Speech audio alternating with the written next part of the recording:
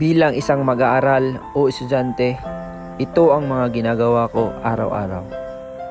Gumising ng maaga, nagmumuni-muni, at nag-iisip kung kailan ba talaga ito matatapos at kung saan ba talaga ako patungo. Marami akong gusto sa buhay, gustong marating, at sa tingin ko, ang makapagtapos na pag-aaral ang makakatulong sa akin.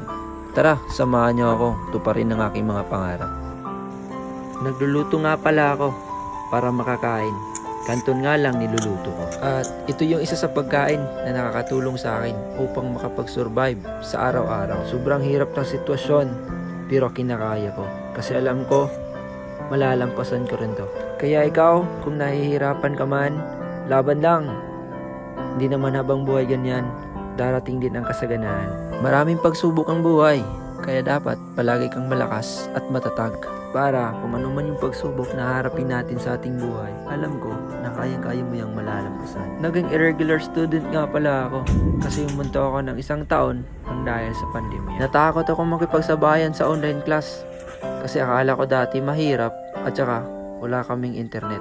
Pero ayos lang yon. Marami pa din naman akong natutunan at na-experience sa 1 taon na hindi ako nag-aral.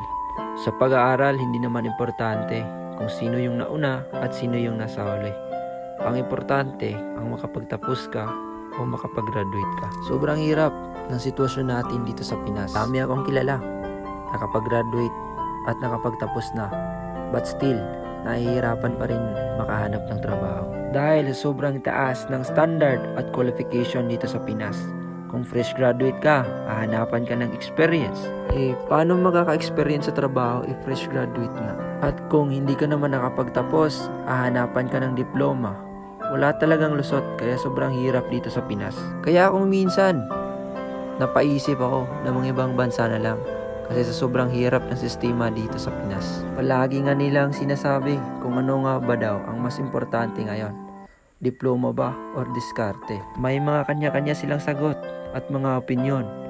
Pero para sa akin, mas maganda yung may diploma at saka may diskarte. Dito nga pala ako nag-aaral sa University of Mindanao, Tagum. Palagi nilang sinasabi na madali lang daw makapasok dito pero mahirap makalabas. Pero para sa akin, siguro mahihirapan ka kung tamad kang mag-aral. Sa pag-aaral o sa buhay, wala naman talagang madali.